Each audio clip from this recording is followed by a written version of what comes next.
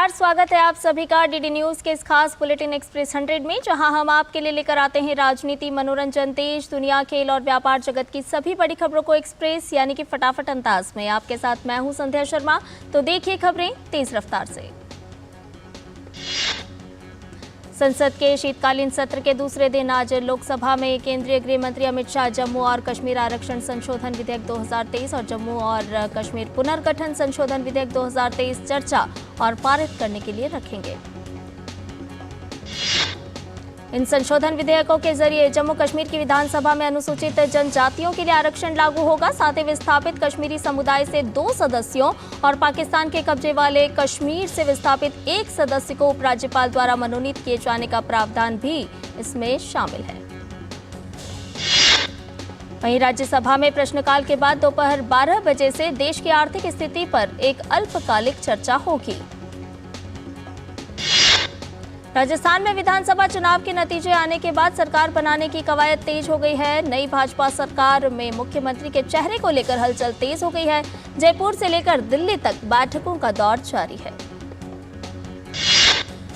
इसी कड़ी में नई दिल्ली में कल राजस्थान भाजपा के प्रभारी अरुण सिंह और प्रदेश भाजपा अध्यक्ष सीपी जोशी ने भाजपा अध्यक्ष जेपी नड्डा और गृह मंत्री अमित शाह से मुलाकात की। विधायक दल की बैठक को बुलाने को लेकर अभी कोई फैसला नहीं हुआ है। राजस्थान में कांग्रेस विधायक दल की बैठक आज सुबह 11 बजे प्रदेश कांग्रेस मुख्यालय में होगी। बैठक में प्रतिपक्ष के नेता चयन का अधिकार कांग्रेस आला कमान को सौंपने को लेकर प्रस्ताव पारित होगा।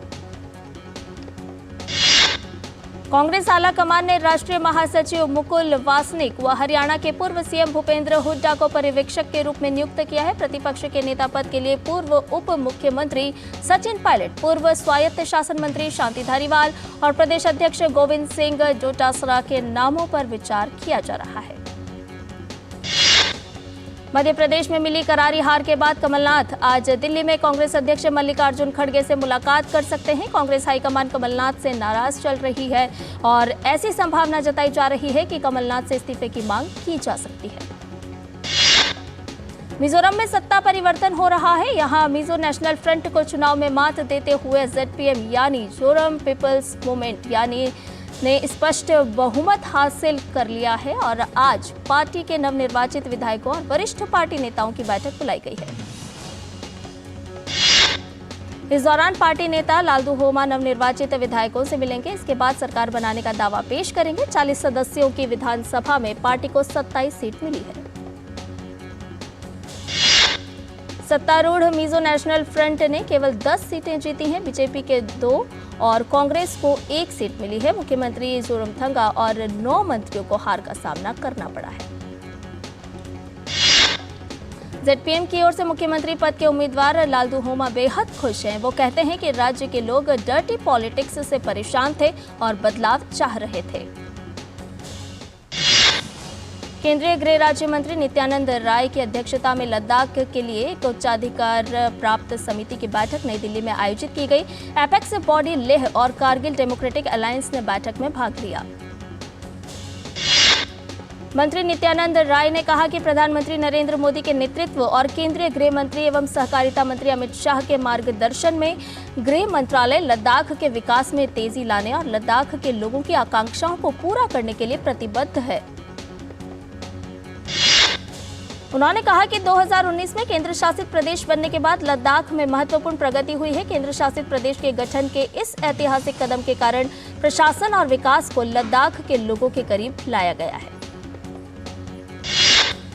उन्होंने बताया कि केंद्र शासित प्रदेश के लिए बजटीय आवंटन बढ़ाने, लद्दाख स्वायत्त पहाड़ी विकास परिषदों को प्रदान की गई धनराशि में वृद्धि, चौतरफा कनेक्टिविटी सुनिश्चित करने और मोबाइल नेटवर्क, सड़कें, नए हेलीपैड के निर्माण जैसे बुनियादी ढांचों का विकास भी तीव्र गति से किया गया है। उन्होंने कहा कि सरकार लद्दाख संघ राज्य क्षेत्र के समग्र और सतत विकास के लिए एबीएल और केडीए और लद्दाख के लोगों के साथ नियमित आधार पर काम करना जारी रखेगी। चक्रवात मिग्जॉम के गंभीर तूफान में बदलने के कारण आंध्र प्रदेश और तमिलनाडु के कई हिस्सों में तेज वर्षा हो रही है। मौसम विभाग के अनुसार आज दोपहर तक बवताला में दक्षिण आंध्र तट पार कर जाने की संभावना है। इस दौरान करीब 100 किलोमीटर प्रति घंटे की रफ्तार से हवाएं चलने की आशंका है। आज उत्तरी तमिलनाडु और पुडुचेरी में तेज वर्षा होने का अनुमान है। तेलंगाना में भी तेज बारिश हो सकती है। ओडिशा के दक्षिणी क्षेत्रों में कल तेज वर्षा का अनुमान व्यक्त किया गया है। मछुआरों को समुद्र में नहीं जाने की सलाह दी गई है। वीसीडब्ल्यूसी निदेशक सुनंदा ने कहा कि चक्रवाती तूफान 90 से 100 किलोमीटर प्रति घंटे की रफ्तार के साथ आगे बढ़ रहा है। वहीं विशाखापट्टनम, श्रीकाक, अनंतपुर और रायलसीमा में पीली चेतावनी जारी की गई है। मुश्किल हालात से निपटने के लिए एनडीआरएफ ने तमिलनाडु, आंध्र प्रदेश और पुडुचेरी में 21 टीमें तैनात की हैं। वहीं तटरक्षक बल, सेना, नौसेना के बचाव और राहत दल जहाज और विमान के साथ तैयार हैं। तूफान के असर से चेन्नई और आसपास के इलाकों चेंगलपेट, कांचीपुरम और तिरुवल्लुर में रविवार से ही भारी बारिश हो रही है। तेज बारिश और तूफान के कारण कई इलाकों में पेड़ गिर गए। लोगों को सुरक्षित स्थानों पर निकालने के लिए भारतीय सेना ने मुगालिकवत में और मणपक्कम इलाकों में राहत और बचाव अभियान चलाया। चक्रवात के कारण समुद्र तट से लगी 140 से अधिक ट्रेनों को कैंसिल कर दिया गया है। चेन्नई, तिरुवल्लुर, कांचीपुरम और चेंगलपट्टू जिलों में सभी स्कूल, कॉलेज और सरकारी दफ्तरों में आज भी छुट्टी है। मौसम विभाग के अनुसार चक्रवात के कारण 6 और 7 दिसंबर को बंगाल के कई जिलों में भी हल्की बारिश हो सकती है, जिसमें मेदिनीपुर, झारग्राम, परगना, कोलकाता, हावड़ा और हुगली शामिल हैं। तूफान का आंध्र प्रदेश और तमिलनाडु में असर ज्यादा होने की वजह से सरकार और प्रशासन ने सभी को सुरक्षित स्थानों पर रहने की सलाह दी है। साथ ही मछुआरों को 6 तारीख तक समुद्र में नहीं जाने का सुझाव दिया गया है। चक्रवात के मद्देनजर तमिलनाडु में हो रही लगातार बारिश के बीच मगरमच्छ को राज्य की राजधानी चेन्नई के पास पेरुंगलाथुर नेंदुगुंद्रम सड़क पार करते देखा गया। मगरमच्छ का ये वीडियो सोशल मीडिया में तेजी से वायरल हो रहा है। पर्यावरण, जलवायु परिवर्तन और वन की अपर मुख्य सचिव सुप्रिया साहू ने सोशल मीडिया प्लेटफॉर्म एक्स पर ट्वीट कर बताया कि शहर के कई जल निकायों में कुछ मगरमच्छ हैं, जिनमें से एक मगरमच्छ बारिश के कारण बाहर आ गया है और अगर इन्हें उकसाया ना जाए तो कोई हानि नहीं होगी। इन हालात के मद्देनजर केंद्रीय गृह मंत्री अमित शाह ने तमिलनाडु के मुख्यमंत्री एम.के. स्टालिन और पुडुचेरी के मुख्यमंत्री एन. रंगासामी और आंध्र प्रदेश के मुख्यमंत्री वाई.एस. जगनमोहन रेड्डी से फोन पर बात की और चुनौतीपूर्ण स्थिति से निपटने के लिए किए गए उपायों का जायजा लिया। गृह मंत्री अमित शाह ने लोगों की जान बचाने के लिए उन्हें केंद्र सरकार की ओर से सभी जरूरी सहायता का आश्वासन दिया है। एनडीआरएफ की पर्याप्त तैनाती पहले ही की जा चुकी है। आगे की सहायता के लिए अतिरिक्त टीमें तैयार हैं। चेन्नई में भारतीय सेना घरों में फंसे लोगों को निकालने के लिए राहत एवं बचाव कार्य में लगी हुई है। तूफान की वजह से हो रही तेज बारिश के चलते शहर के कई इलाकों में जलभराव होने से बाढ़ जैसी स्थिति पैदा हो गई है। केंद्रीय प्रदूषण नियंत्रण बोर्ड के अनुसार दिल्ली में वायु गुणवत्ता सूचकांक कई क्षेत्रों में बहुत खराब श्रेणी में है, जिसमें आनंद विहार में AQI 340, अशोक विहार में 315, ITO दिल्ली में 307 और जहांगीरपुरी में 332 है। भारत के दौरे पर नई दिल्ली पहुंचे केन्या के राष्ट्रपति विलियम सामोई रूटो का आज राष्ट्रपति भवन में औपचारिक स्वागत किया जाएगा। रूटो आज प्रधानमंत्री नरेंद्र मोदी के साथ बातचीत करेंगे। विलियम सामोई रूटो आज शाम को राष्ट्रपति द्रौपदी मुर्मू से मुलाकात करेंगे। इस यात्रा से दोनों देशों के बीच द्विपक्षीय संबंध और मजबूत होंगे। रूटो के साथ एक उच्च स्तरीय प्रतिनिधिमंडल भी आया है। राष्ट्रपति विलियम सामोई की यह पहली भारत यात्रा है। सामोई 3 दिन के भारत दौरे पर हैं। रक्षा राज्य मंत्री अजय भट्ट आज से 2 दिवसीय घाना की यात्रा पर रहेंगे। इस दौरान अजय भट्ट घाना की राजधानी अकरा में आयोजित होने वाली संयुक्त राष्ट्र शांति वाहिनी मंत्रालय बैठक में भाग लेंगे। संयुक्त राष्ट्र का शांति प्रचालन विभाग और घाना गणराज्य बैठक के मेजबान हैं। वहीं रक्षा राज्य मंत्री सदस्य देशों के भाग लेने वाले मंत्रियों के साथ द्विपक्षीय बैठकें भी करेंगे और रक्षा सहयोग मामलों पर चर्चा करेंगे। यात्रा के दौरान वे अकरा में भारतीय समुदाय के साथ भी बातचीत करेंगे। संयुक्त राष्ट्र शांति वाहिनी मंत्रालय बैठक का उद्देश्य संयुक्त राष्ट्र शांति वाहिनी के सामने आने वाली सुरक्षा और प्रचालन चुनौतियों पर ध्यान देना और विश्व भर में तैनात इन मिशनों के लिए समर्थन जुटाना है। कर्नाटक के विजयपुरा में एक हादसा सामने आया है। विजयपुरा में एक गोदाम में स्टोरेज यूनिट ढह जाने से 10 से अधिक श्रमिक अनाज से भरी बोरियों के नीचे फंस गए। विजयपुरा के डिप्टी कमिश्नर टी भूबालन ने बताया कि सभी मजदूर गोदाम में फंसे हुए हैं। डिप्टी कमिश्नर टी भूबालन ने बताया कि मजदूरों की संख्या लगभग 10 से 12 के बीच है। 3 मजदूरों को पहले ही बचाया जा चुका है, जिन्हें एक निजी अस्पताल में भर्ती कराया गया है। महाराष्ट्र के पुणे में भिडेवाड़ा के नाम से मशहूर 2 मंजिला इमारत, जहां महात्मा फुले और सावित्रीबाई फुले ने पुणे में लड़कियों के लिए देश का पहला स्कूल शुरू किया था, उसे पुणे नगर निगम ने मंगलवार को ढा दिया है। सुप्रीम कोर्ट और हाई कोर्ट द्वारा रास्ता साफ किए जाने के बाद भिडेवाड़ा संपत्ति के अधिग्रहण के लिए राज्य सरकार और पुणे नगर निगम द्वारा प्रस्तावित राष्ट्रीय स्मारक बनाने के लिए आज इमारत को ध्वस्त करने का काम हुआ।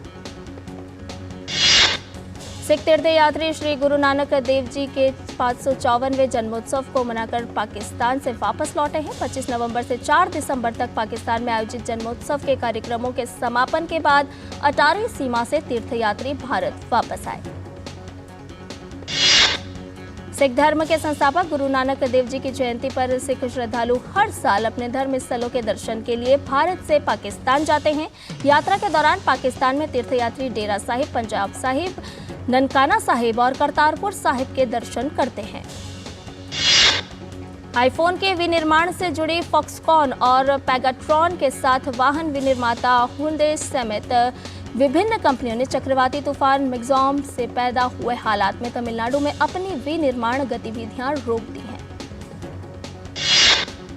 चक्रवाती तूफान मिग्जॉम ने तमिलनाडु की राजधानी चेन्नई और उसके नजदीकी इलाकों में कहर बरपाया है। इससे शहर में पानी भरने के साथ उड़ानों और ट्रेनों का आवागमन भी बुरी तरह से बाधित हुआ है। हार्डवेयर उद्योग को गति देने एवं एक मंच प्रदान करने के उद्देश्य से राजधानी दिल्ली के प्रगति मैदान में इंटरनेशनल हार्डवेयर फेयर इंडिया का आयोजन किया गया। इस आयोजन से भारत में हार्डवेयर उद्योग का नया दौर शुरू हुआ है। सार्वजनिक क्षेत्र की Maharatna company Steel Authority of India Limited और उसकी इकाइयों ने राजधानी दिल्ली और अन्य स्थानों पर विशेष कार्यक्रम आयोजित किया। Steel Authority of India limited की ओर से आयोजित कार्यक्रम में कंपनी की ओर से समाज कल्याण के तहत दिव्यांगजनों को सहायक उपकरण वितरित किए गए। Google cloud India, antler in India, Paytm, protein और स्टार्टअप इंडिया के सहयोग से open network for digital commerce ने बिल्ड फॉर भारत पहल की घोषणा की है। डिजिटल भुगतान मंच पेटीएम की मूल कंपनी 197 कम्युनिकेशन की योजना सरकारी ई कॉमर्स मंच open network for digital commerce पर 2025 तक 1 करोड़ व्यापारी जोड़ने वाली है। और बुलेटिन में फिलहाल रुकने एक छोटे से ब्रेक के लिए जल्द हाजिर होंगे। आप देखते रहिए डीडी न्यूज। तुम्हें पता है इन्वेस्टर्स के लिए एक इन्वेस्टर प्रोटेक्शन फंड होता है IPF, लेकिन अगर तुम्हारा ट्रेड एक्सचेंज पर एग्जीक्यूट नहीं हुआ या फिर कोई गारंटीड रिटर्न्स वाली स्कीम है तो ये IPF आपकी मदद नहीं कर सकता है। और अगर आपका ब्रोकर ही डिफॉल्टर बन जाए तो फिर IPF आपको कॉम्पेंसेशन दिला सकता है। कहाँ से सीखा? NSE की साइट पर। सोच कर समझ कर इन्वेस्ट कर। साल, बरस और सदी नहीं, एक युग गुजर जाएगा। उम्र न पूछो वंडर की, जब फर्क नजर आएगा। वंडर सीमेंट, फर्क नजर आएगा। और ब्रेक के बाद एक्सप्रेस 100 में आपका एक बार फिर से स्वागत है। आइए बाकी की खबरों को जान लेते हैं फटाफट अंदाज में। पेटीएम के संस्थापक और मुख्य कार्यपालक अधिकारी विजय शेखर शर्मा ने कहा कि कंपनी ने ONDC मंच से करीब 1.18 करोड़ ग्राहकों को उसके उत्पाद तक पहुंच बनाते देखा है। RBI गवर्नर शक्तिकांत दास की अध्यक्षता वाली मौद्रिक नीति समिति की बैठक 6 दिसंबर को शुरू होगी। मौद्रिक नीति के संदर्भ में सर्वोच्च नीति नियामक MPC के ब्याज दर संबंधी फैसले की घोषणा 8 दिसंबर को की जाएगी। एमपीसी मौद्रिक समीक्षा के दौरान नीतिगत दरों में बदलाव से लगातार 5वीं बार परहेज कर सकती है। मौद्रिक नीति समिति ने मई 2022 से फरवरी 2023 के बीच रेपो दर में 250 आधार अंक का इजाफा कर दिया, जिससे यह 6.5% पर पहुंच गई। पर्यटन मंत्रालय देश भर के गांवों के बीच सर्वश्रेष्ठ पर्यटन ग्राम व सर्वश्रेष्ठ ग्रामीण होम स्टे प्रतियोगिता शुरू कर रही है। गांवों के बीच ये प्रतियोगिता ग्रामीण पर्यटन के प्रचार और विकास को बल प्रदान करने के लिए है। भारत में ग्रामीण पर्यटन को प्रोत्साहन देने के लिए राष्ट्रीय कार्यनीति द्वारा ग्रामीण होम स्टे को बढ़ावा देने के लिए पर्यटन मंत्रालय भारत सरकार ने व्यापक राष्ट्रीय रणनीति और रोड मैप शुरू किया है। प्रतियोगिताओं के लिए आवेदन इस महीने की 31 तारीख तक खुले हैं। केंद्र सरकार ने देश में इलेक्ट्रिक वाहनों को बढ़ावा देने वाले अपने फेम कार्यक्रम के दूसरे चरण यानी फेम 2 के लिए 1500 करोड़ रुपए बढ़ा दिए हैं। ई वाहनों की जबरदस्त बिक्री के कारण इस योजना के लाभार्थियों की संख्या भी बढ़ी है। साथ ही कम राशि आवंटित होने से ग्राहकों के बीच मार्च तक ही सब्सिडी खत्म होने की चिंता का भी निवारण हो गया है। स्टॉक एक्सचेंज की 10 सबसे मूल्यवान कंपनियों में से 9 का संयुक्त बाजार पूंजीकरण यानी एमकैप पिछले सप्ताह बढ़कर 1,30,391.96 करोड़ रुपए हो गया। इन 9 कंपनियों में टेलीकॉम कंपनी भारती एयरटेल और आईटी दिग्गज टाटा कंसल्टेंसी सर्विसेज यानी कि टीसीएस के बाजार पूंजीकरण में सबसे अधिक वृद्धि देखी गई, जबकि रिलायंस इंडस्ट्रीज का एमकैप 574.95 करोड़ रुपए घटकर 16,19,332.44 करोड़ रुपए रह गया। केंद्रीय श्रम मंत्रालय ने टाटा समूह के स्वामित्व वाली एयर इंडिया एक्सप्रेस को कारण बताओ नोटिस जारी किया है। सूत्रों ने यह जानकारी देते हुए कहा कि नोटिस एयरलाइन प्रबंधन और चालक दल के सदस्यों के बीच कुछ विवादों के संबंध में नियमों के कथित उल्लंघन के लिए भेजा गया है। निजी उपयोग वाणिज्यिक कोयला खदानों से कोयला उत्पादन नवंबर में 37% से बढ़कर 1.19 करोड़ टन रहा। नवंबर 2022 में निजी और वाणिज्यिक कोयला खदानों से कोयला उत्पादन 87.4 लाख टन था। वहीं नवंबर माह में निजी उपयोग और वाणिज्यिक कोयला खदानों से कोयला आपूर्ति 1.2 करोड़ टन थी। यह आंकड़ा एक साल पहले इसी अवधि के 83.6 लाख टन की तुलना में 55% अधिक है। अमेरिकी न्याय विभाग ने पूर्व अमेरिकी राजनयिक मैनुअल रोचा पर गंभीर आरोप लगाए हैं। अमेरिका के न्याय विभाग ने मैनुअल रोचा पर बोलीविया में रहते हुए कई दशकों तक क्यूबा की खुफिया एजेंसी के साथ गुप्त एजेंट के रूप में काम करने का आरोप लगाया है। मामले में अदालत से जुड़े दस्तावेजों से पता लगा है कि पूर्व राजनयिक मैनुअल रोचा क्यूबा के लिए जासूसी कर रहे थे। व्हाइट हाउस के राष्ट्रीय सुरक्षा सलाहकार जैक सुलिवन ने कहा कि अमेरिका को उम्मीद है कि इजरायल उन क्षेत्रों पर हमला करने से बचेगा जिन्हें इजरायली अधिकारियों ने गाजा में नो स्ट्राइक जोन के रूप में चिन्हित किया है। सुलिवन ने व्हाइट हाउस में प्रेस वार्ता के दौरान उम्मीद जताई कि इजरायल इन चिन्हित क्षेत्रों को अपना निशाना नहीं बनाएगा। तंजानिया में भीषण बाढ़ के कारण मची तबाही से मरने वालों की संख्या 63 हो गई है। घायलों की संख्या भी बढ़कर 116 हो गई है। प्रधानमंत्री कासिम मजालिफा ने यह जानकारी दी है। सरकार ने बाढ़ में फंसे सैकड़ों लोगों को बचाने में मदद के लिए सेना तैनात की है। यह बाढ़ इस क्षेत्र में 40 वर्षों में आए सबसे भीषण सूखे के बाद आई है।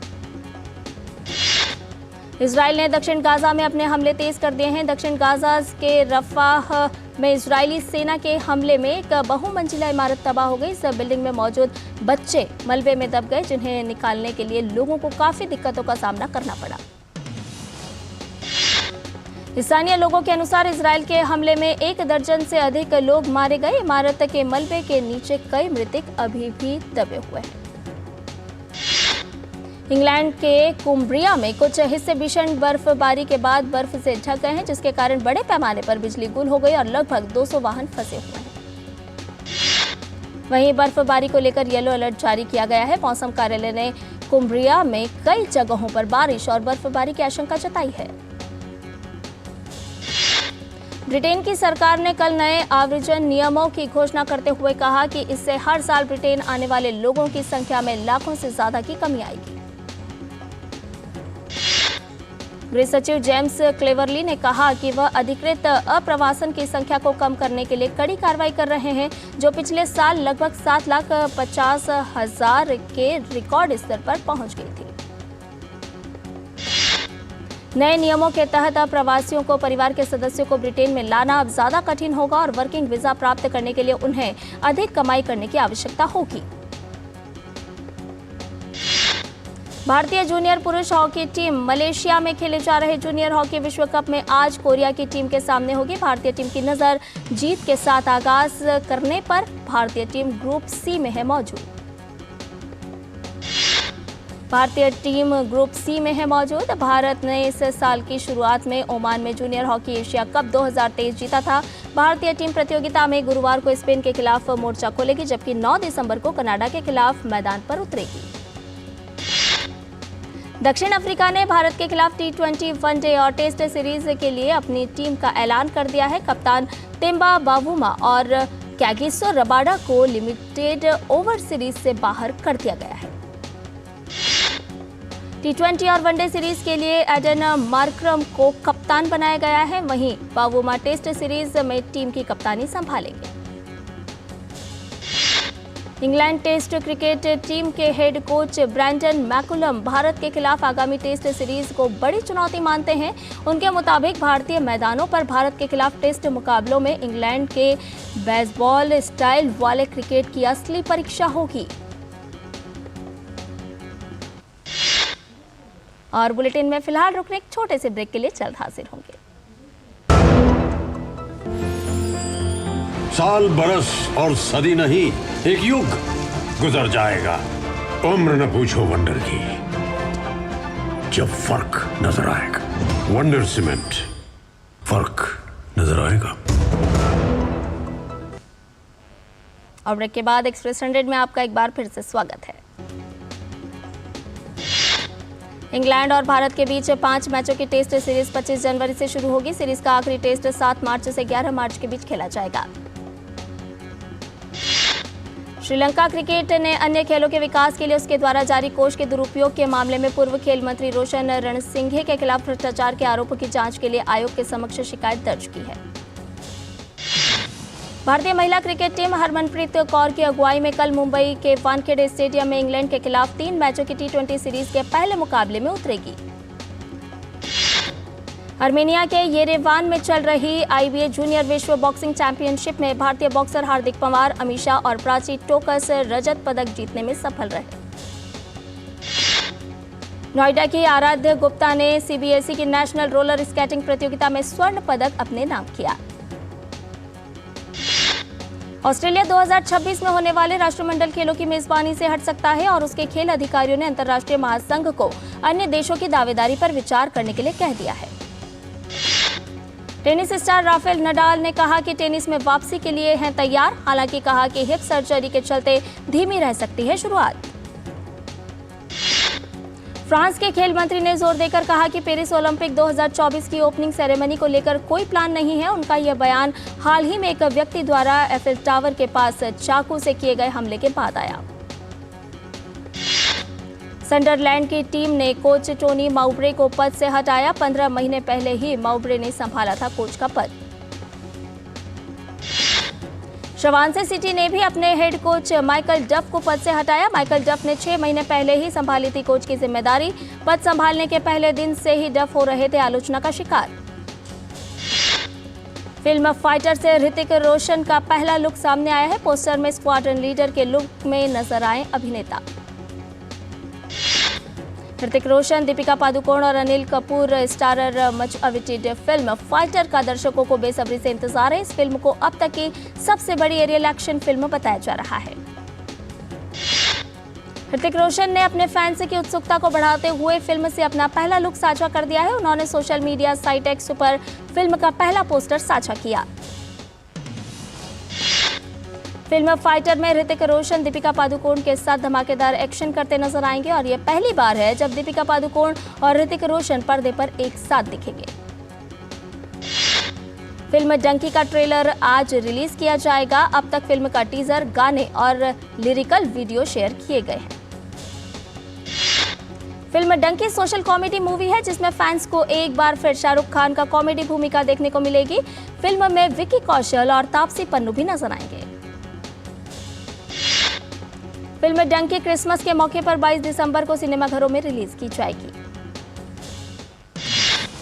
नीना गुप्ता और जैकी श्रॉफ स्टारर फिल्म मस्त में रहने का की अनाउंसमेंट कुछ दिन पहले हुई थी। अब फिल्म का ट्रेलर रिलीज कर दिया गया है।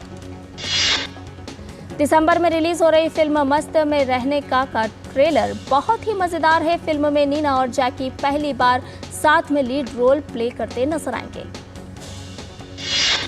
विजय मौर्य के निर्देशन में बनी फिल्म मस्त में रहने का में नीना गुप्ता, जैकी श्रॉफ, राखी सावंत के अलावा मोनिका पनवार और अभिषेक चौहान मुख्य भूमिका में नजर आएंगे। और एक्सप्रेस न्यूज में फिलहाल इतना ही। हमें दीजिए इजाजत, लेकिन डीडी न्यूज पर खबरों का सिलसिला लगातार जारी है। नमस्कार।